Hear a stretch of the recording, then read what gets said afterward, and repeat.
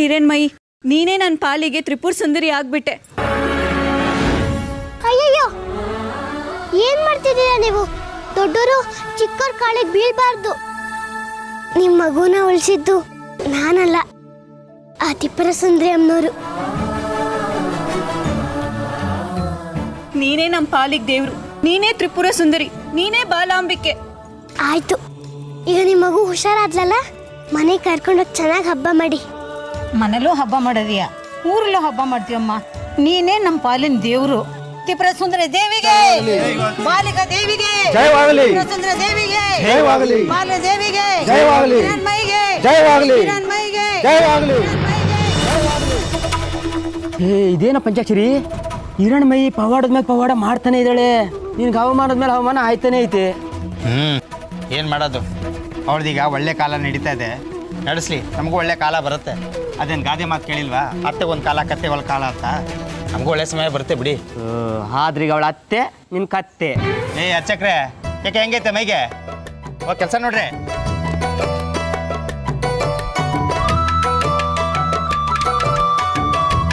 ತ್ರಿಪುರ ಸುಂದರಿ ದೇವಿಗೆ, ತ್ರಿಪುರ ಸುಂದರಿ ದೇವಿಗೆ, ಹಿರಣ್ಮಯಿಗೆ, ಹಿರಣ್ಮಯಿಗೆ, ಹಿರಣ್ಮಯಿಗೆ, ಬಾಲಾಂಬಿಕೆ ದೇವಿಗೆ, ತ್ರಿಪುರ ಸುಂದರಿಗೆ, ತ್ರಿಪುರ ಸುಂದರಿ ದೇವಿಗೆ, ತ್ರಿಪುರ ಸುಂದರಿ ದೇವಿಗೆ, ಹಿರಣ್ಮಯಿಗೆ, ಹಿರಣ್ಮಯಿಗೆ, ತ್ರಿಪುರ ಸುಂದರಿ ದೇವಿಗೆ, ತ್ರಿಪುರ ಸುಂದರಿ ದೇವಿಗೆ,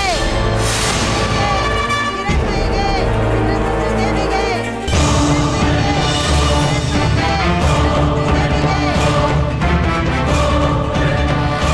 ಬಾಲಾಂಬಿಕೆ ದೇವಿಗೆ, ತ್ರಿಪುರ ಸುಂದರಿಗೆ, ತ್ರಿಪುರ ಸುಂದರಿ ದೇವಿಗೆ, ಬಾಲಾಂಬಿಕೆ ದೇವಿಗೆ, ಬಾಲಾಂಬಿಕೆ ದೇವಿಗೆ, ಬಾಲಾಂಬಿಕೆ ದೇವಿಗೆ, ಹಿರಣ್ಮಯಿಗೆ, ಹಿರಣ್ಮಯಿಗೆ. ಅಲ್ಲ, ನನ್ನ ಮಕ್ಳು ಯಾಕೆ ಮೆರವಣಿಗೆ ಕರ್ಕೊಂಡ್ ಬರ್ತಿದ್ದೀರಾ? ಬಾಲಾಂಬಿಕೆ ಉತ್ಸವ ಯಾವಾಗ್ಲೂ ಮುಗ್ದೋಯ್ತು, ಇಳಿಸಿ. ಸ್ವಾಮಿ, ನಿಮ್ಮ ಮಗಳು ಸಾಮಾನ್ಯದವಳಲ್ಲ, ದೇವ್ರ ಮಗಳು, ಸಾಕ್ಷಾತ್ ಅಮ್ಮನವ್ರ ಮಗಳು, ಪವಾಡದ ಮಗು. ಇಂಥ ಮಗು ಹೆತ್ತಿರೋ ನೀವು ಧನ್ಯರು. ಅದಕ್ಕೆ ನಿಮಗೆ ಧನ್ಯವಾದ ಹೇಳೋದಿಕ್ಕೆ ಬಂದಿದ್ದೀವಿ. ಏನ್ ಹೇಳ್ತಿದ್ದೀರಾ ನೀವು? ನಮ್ಮ ಮಗಳು ಏನಂತ ಪವಾಡ ಮಾಡಿದ್ಲು? ಈ ನನ್ನ ಮಗಳು ಸಾವು ಬದುಕಿನ ಮಧ್ಯೆ ಹೋರಾಡ್ತಿದ್ಲು. ವೈದ್ಯರು ಕೂಡ ಆಗಲ್ಲ ಅಂತ ಕೈ ಬಿಟ್ಬಿಟ್ಟಿದ್ರು. ಆದರೆ ನಿಮ್ಮ ಮಗಳು ಈ ನನ್ನ ಮಗಳನ್ನ ಬದುಕಿಸ್ಬಿಟ್ಲು.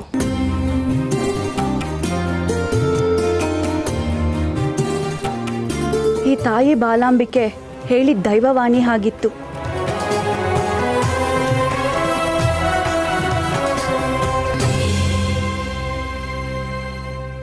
ಏನೂ ಆಗಲ್ಲ, ಮಗು ಬದುಕುತ್ತೆ ಅಂತ ಹೇಳಿದ್ಲು. ಮೊದಲಿಗೆ ನಾವು ಯಾರೂ ಅವಳ ಮಾತನ್ನು ನಂಬಲಿಲ್ಲ.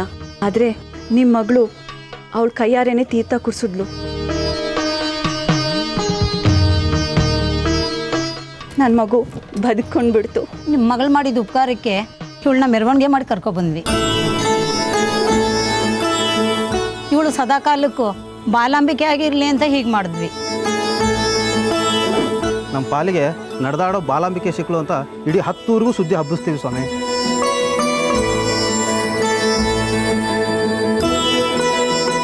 ಸರಿ, ನಾವು ಬರ್ತೀವಿ ಸ್ವಾಮಿ. ನಮ್ಮಿಂದ ಏನಾದ್ರು ಕೆಲಸ ಆಗಬೇಕಾದ್ರೆ ಹೇಳಿ ಕಳಿಸಿ.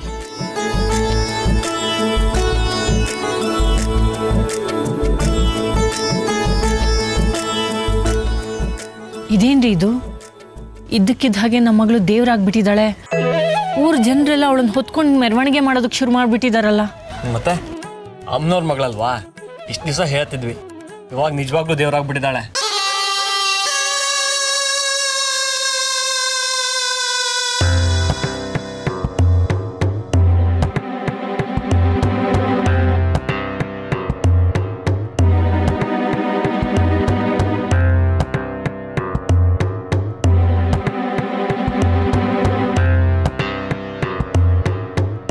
ಏನಪ್ಪ ಬಂಗಾರಿ,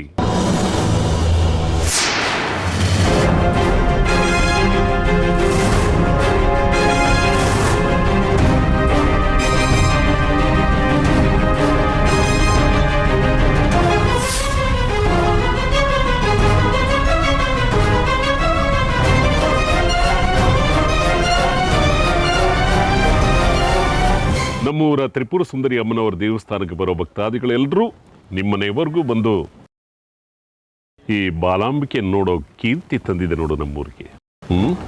ಎಲ್ಲ ವಿಚಿತ್ರವಾಗಿದೆ ಶಾಸ್ತ್ರಿಗಳೇ, ಏನೂ ಒಂದು ಅರ್ಥನೇ ಆಗ್ತಾ ಇಲ್ಲ. ಹೋಗ್ತಾ ಹೋಗ್ತಾ ಎಲ್ಲ ಅರ್ಥ ಆಗುತ್ತೆ.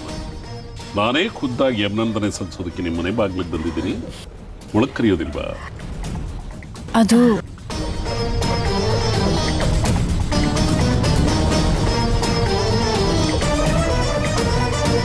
ಬನ್ನಿ ಬನ್ನಿ ಒಳಗಡೆ.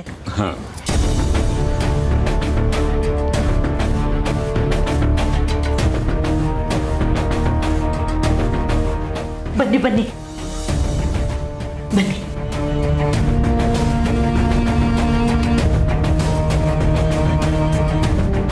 ಕೂತ್ಕೊಳ್ಳಿ. ನಮ್ಮೂರ ನಡೆದಾಡೋ ದೇವರು ನಮ್ಮನೆಯವ್ರಿಗೂ ದಯ ಪಾಲಿಸಿದ್ದೀರಿ ಅಂದ್ರೆ ಇದರಲ್ಲಿ ಏನು ವಿಶೇಷವಿದ್ದೇ ಇರುತ್ತೆ. ಇನ್ನೆಲ್ಲಿ ದೇವರಮ್ಮ ನಾನು? ಇನ್ನೇನಿದ್ರು ಈ ಹಿರಣ್ಮಯಿ ಅಲ್ಲ ಅಲ್ಲ ಅಲ್ಲ, ಈ ಬಾಲಾಂಬಿಕೆನೇ ದೇವರು. ಏನು ಅದೆಲ್ಲ ಅಮ್ಮನವ್ರ ಕೃಪೆ, ನಿಮ್ಮಂಥವ್ರ ಆಶೀರ್ವಾದ. ಬಾಪಟಾಗ್ಲಿ ನೋಡಿ, ಎಷ್ಟು ಮುದ್ದಾಗಿದ್ದಾಳೆ, ಬಹಳ ಬುದ್ಧಿವಂತೆ. ಅದಕ್ಕೆ ಬಾಲಾಂಬಿಕೆಯಾಗಿ ಆಯ್ಕೆಯಾಗಿರೋದು. ರಶ್ಮಿ, ಕುಡಿದಕ್ಕೆ ಏನಾದರೂ ತಾಂಬಮ್ಮ. ಬೇಡಿ ಬೇಡಿ, ಎಲ್ಲ ಮುಗಿಸ್ಕೊಂಡೆ ಬಂದಿದ್ದೀನಿ. ತಾತ, ಇವತ್ತು ನೀವು ನಮ್ಮನೇಲೆ ಊಟ ಮಾಡ್ಕೊಂಡು ಹೋಗ್ಬೇಕು. ಬೇಡ ಪಟ್ಟಿ, ಇನ್ನೊಂದು ದಿವಸ ಬರ್ತೀನಿ.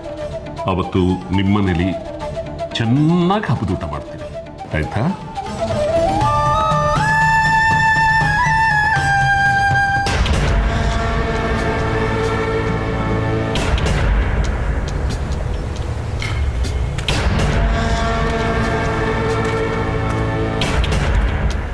ನನಗೆ ಅರ್ಥ ಆಗುತ್ತೆ ನಿಮ್ಗಳ ಮನಸ್ಸಲ್ಲಿ ಏನಿದೆ ಅಂತ.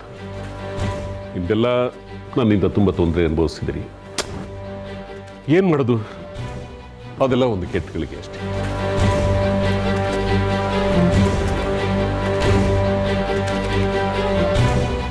ಈಗ ನಮ್ಮೆಲ್ರಿಗೂ ಈ ಪುಟಾಣಿ ದೇವರು ಸಿಕ್ಕಿದ್ದಾರೆ. ಇನ್ನು ಮುಂದಾರು ನಾವೆಲ್ಲರೂ ಹೊಂದ್ಕೊಂಡು ಹೋಗೋಣ.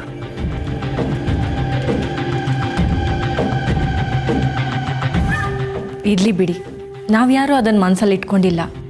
ನೀವು ಹೇಳ್ದ ಹಾಗೆ ಅದೊಂದು ಕೆಟ್ಟಗಳಿಗೆ ಅಷ್ಟೇ. ನಾನು ಆರಂಭದಲ್ಲಿ ಏನೋ ನಿಮ್ಗಳಿಗೆಲ್ಲ ತುಂಬ ತೊಂದರೆ ಕೊಟ್ಬಿಟ್ಟೆ, ನೋವು ಕೊಟ್ಬಿಟ್ಟೆ. ದಯವಿಟ್ಟು ಅದನ್ನೆಲ್ಲ ಮರ್ತ್ಕೊಳ್ಬೇಕು.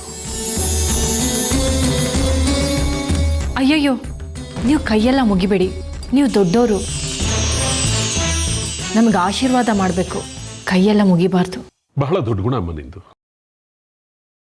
ಇವಳು ಬಾಲಾಂಬಿಕೆಯಾಗಿ ಒಂದು ಮಗು ಪ್ರಾಣ ಉಳಿಸಿದಳ ಅಂತ ಕೇಳಿ ಬಹಳ ಸಂತೋಷ ಆಯಿತು. ಇನ್ನು ಮುಂದೆ ಹಿರಣ್ಮಯಿನ ಹೇಗೆ ಕಾಪಾಡ್ಕೋಬೇಕು ಅನ್ನೋದು ನಮ್ಮೆಲ್ಲರ ಜವಾಬ್ದಾರಿ.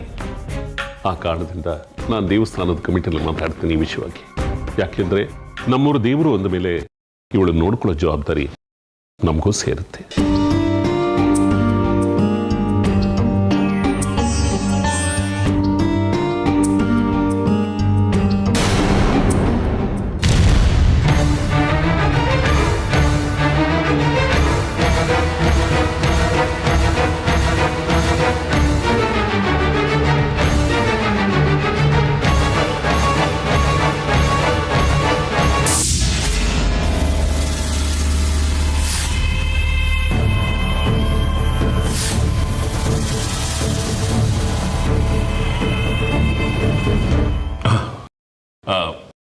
ನಾನೇನು ಬರ್ತೀನಿ ತಾಯಿ. ಆಗ್ಲಿ ಶಾಸ್ತ್ರಿಗಳೇ.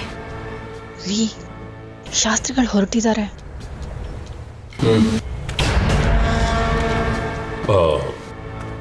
ಬಂಗಾರಿ ಏನು ಯೋಚನೆ ಮಾಡ್ತಾ ಇದ್ದಾನೆ ಅನ್ಸುತ್ತೆ. ಇರ್ಲಿ, ಪರವಾಗಿಲ್ಲ. ಸಮಾಧಾನವಾಗಿದ್ದಾಗ ಬಂದು ಮಾತಾಡ್ತೀನಿ.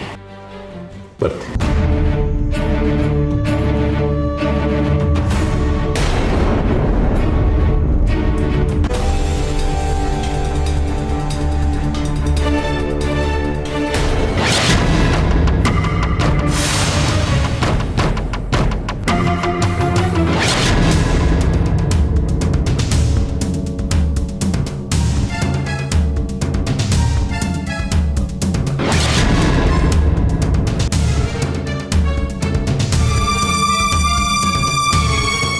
ಭವತಿ ಭಿಕ್ಷಾ ಅಂದೇ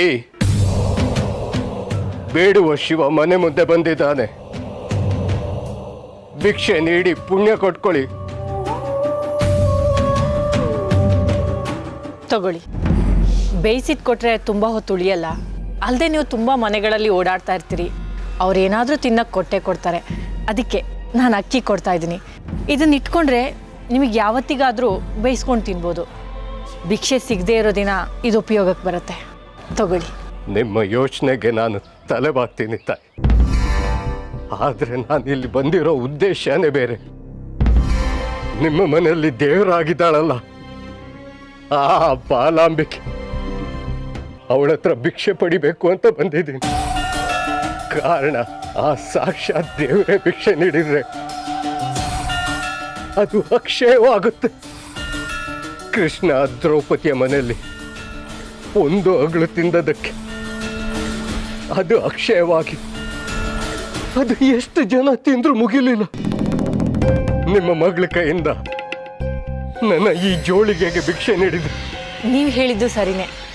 ಖುಷಿ ಆಯಿತು ನೀವು ಹೇಳಿದ್ದು ಕೇಳಿ. ಇರಿ, ಅವಳ ಕೈಯಲ್ಲೇ ಕಳಿಸ್ತೀನಿ. ನಾನು ಬಂದಿರುವುದೇ ಬಾಲಾಂಬಿಕೆಯನ್ನ ನನ್ನ ಅಡಿಯಾಳಾಗಿ ಮಾಡ್ಕೊಳ್ಳೋದಕ್ಕೆ. ಅವಳು ಬಂದ ಅವಳ ಕೈಯಿಂದ ನನಗೆ ಭಿಕ್ಷೆ ನೀಡಿದ್ರೆ ಇನ್ನು ಮುಂದೆ ಅವಳ ಜೀವಮಾನವೆಲ್ಲ ನನ್ನ ವಶದಲ್ಲಿರ್ತಾಳೆ. ಆಮೇಲೆ ಆ ದೇವರ ಮಗಳಿಂದ ನಾನು ಬೇಕಾದ್ದನ್ನು ಸಾಧಿಸಬಹುದು. ಅದಕ್ಕಾಗಿಯೇ ಅಲ್ವಾ ನಾನು ಇಷ್ಟು ವರ್ಷಗಳು ಕಾದಿದ್ದು. ಇನ್ನು ಕೆಲವೇ ಕ್ಷಣಗಳಲ್ಲಿ ಈ ಬಾಲಾಂಬಿಕೆ ಶ್ರೀಚಕ್ರಧಾರಿಣಿ ನನ್ನ ವಶವಾಗ್ತಾಳೆ. ಆಮೇಲೆ ಈ ಲೋಕವೇ ನನ್ನ ಅಂಗೈಯಲ್ಲಿರುತ್ತೆ. ನನ್ನ ಜನ್ಮ ಜನ್ಮಾಂತರಗಳ ಕನಸು ನನಸಾಗುತ್ತೆ.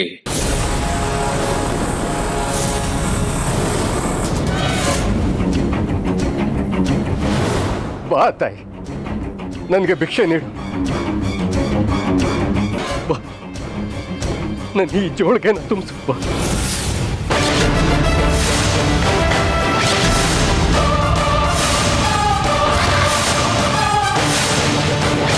ತಗೊಳ್ಳಿ ಸ್ವಾಮಿ. ನಿಂತ್ಕೋ ಹಿರಣ್ಮಯಿ.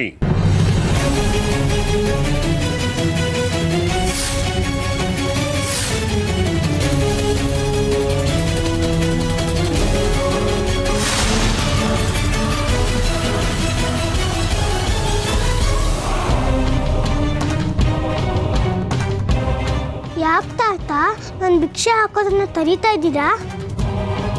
ಪಾಪ ಇವರು ನನ್ನ ಕೈಯಿಂದಲೇ ಭಿಕ್ಷೆ ತಗೋಬೇಕಂತೆ. ಅವರಿಗೆ ನಾನು ಅಕ್ಕಿ ಹಾಕ್ತೀನಿ. ನೀನು ಇವರಿಗೆ ಭಿಕ್ಷೆ ಹಾಕಬಾರದು ಕಂದ. ಯಾಕೆ ಸ್ವಾಮಿ ತಡೀತಾ ಇದ್ದೀನಿ? ಈ ಬಾಲಾಂಬಿಕೆಯಿಂದ ಭಿಕ್ಷೆ ಪಡೆಯೋದಕ್ಕೆ ತುಂಬ ದೂರದಿಂದ ಬಂದಿದೆ. ಕೊಡೋರೆ ಕೊಡ್ತಾ ಇದ್ದೆ. ನಿಮ್ದೇನು ಅಭ್ಯಂತರ? ಮಹಾಸ್ವಾಮಿ, ಈ ಒಂದು ಹಿಡಿ ಅಕ್ಕಿಯಿಂದ ನಿಮಗೆ ಒಂದು ಹೊತ್ತಿನ ಊಟ ಆಗ್ಬೋದಷ್ಟೇ. ನೀವು ನನ್ನ ಜೊತೆ ಬನ್ನಿ. ನಿಮ್ಮ ಜೀವನಕ್ಕೆ ಆಗೋಷ್ಟು ದವಸ ಧಾನ್ಯಗಳನ್ನ ನಾನು ಕೊಡ್ತೀನಿ. ನಮ್ಮ ದೇವಳದಲ್ಲಿ ದಿನನಿತ್ಯ ಅನ್ನದಾಸೋಹ ನಡೆಯುತ್ತೆ.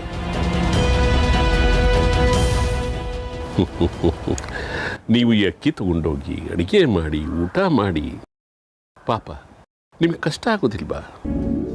ಬನ್ನಿ. ತಾತ, ನೀವು ಹೇಳ್ತಾ ಇರೋದು ನಂಗೆ ಒಂದು ಅರ್ಥ ಆಗ್ತಿಲ್ಲ.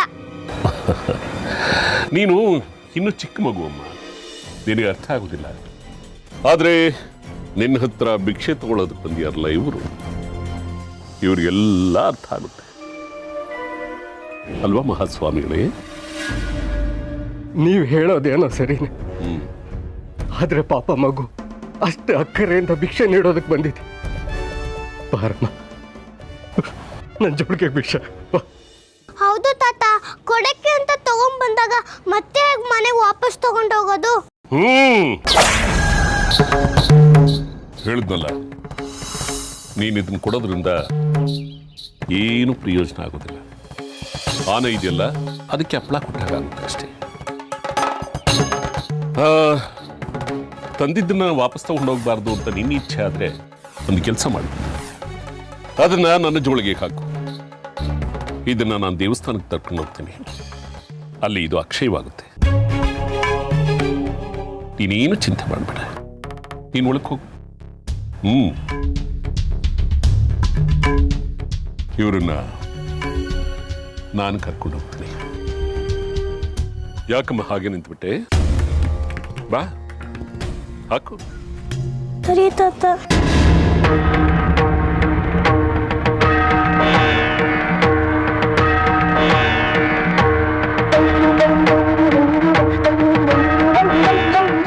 ನೀನು ಒಳಗಡೆ ಹೋಗು.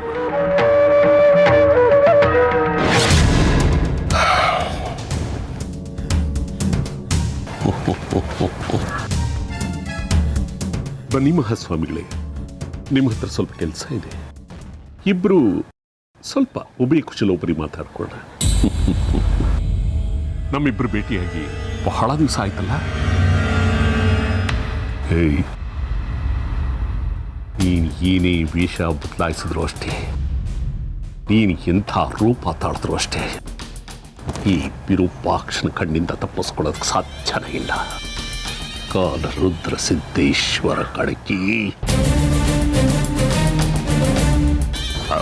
ಬನ್ನಿ ಮಹಾಸ್ವಾಮಿಗಳೇ, ಬನ್ನಿ ಬನ್ನಿ ಬನ್ನಿ.